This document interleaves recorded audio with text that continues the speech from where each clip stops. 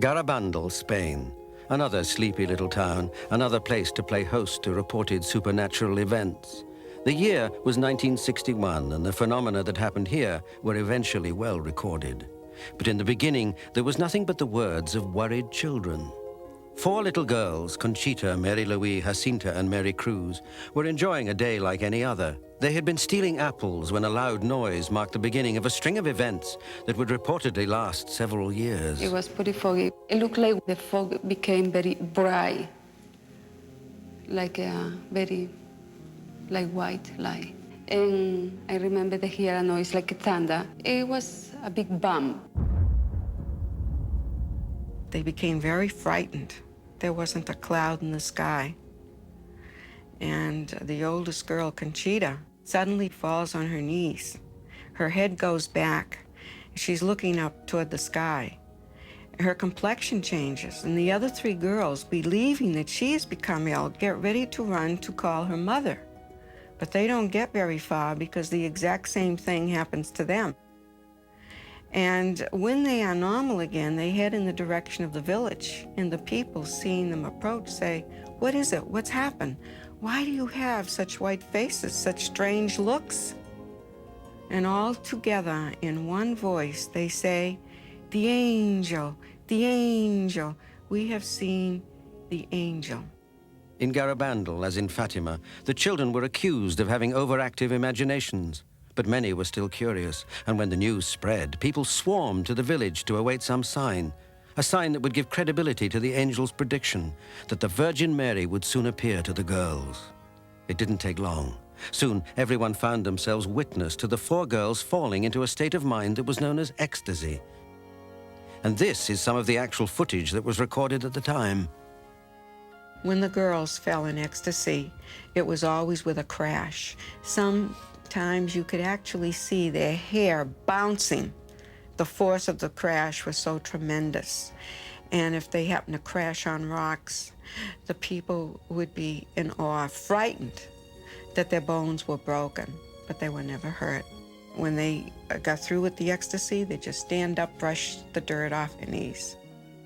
People were shocked and mystified. Garabandal became famous. The crowds grew as the amazing phenomena continued. Many of these were captured on film. This is Mary Louise supposedly levitating. More remarkable than levitation are the reports that while one young child was in this state of ecstasy, 4 men could not move her. Eyewitnesses were convinced that something of great spiritual significance was happening to the children. There were many phenomena that took place that remain unexplained to this very day. The girls running backwards. This was common occurrence, regardless of the day or the hour. They actually ran as though they had wings on their feet. Then the medical community arrived, searching for a more scientific explanation. There was a time when doctors would burn a matchstick in front of their eyes to see if they would flicker their eyes and blink and wink. No reaction. They stuck pins in them. They flashed bright lights in their eyes. Nothing bothered them, nothing hurt them, and nothing left scars, never. Here is Conchita, apparently in a state of ecstasy.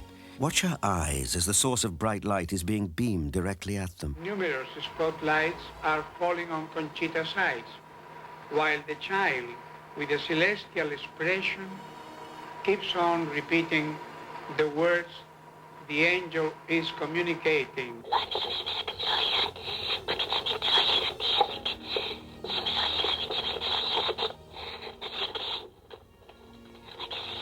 Over a period of 4 years, the girls experienced thousands of ecstasies, and during that time they predicted many things for many people. However, there were 2 nights when the girls predicted future events that would affect everyone. That night became known as the Night of Screams. The people began to follow them as usual. They said, "No, don't follow us. You can't come." And when the girls got to the spot, they knew Our Lady was waiting for them, and they fell into ecstasy. They began screaming in the most terrifying way. What they saw has not been described clearly, except at a certain time, not a single motor is going to operate throughout the world. A terrible heat will come. And during this time of heat, people will look for water and they will not be able to find it.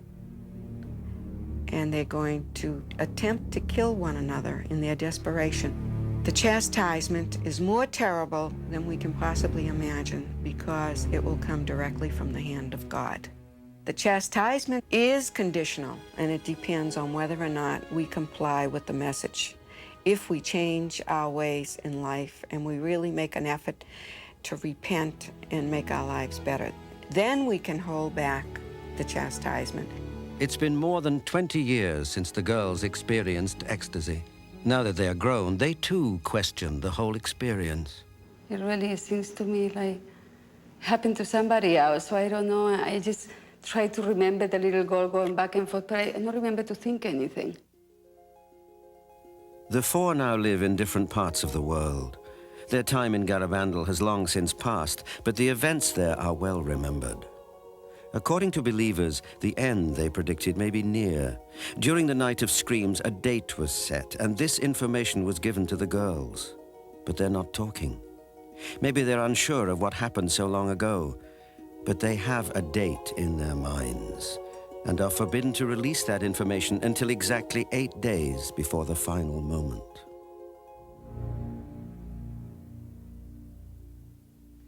The events at Garabandal and Fatima are both decidedly religious in nature. Both demonstrate ways in which prophecy can be received, and both warn of a dramatic upheaval looming in the future.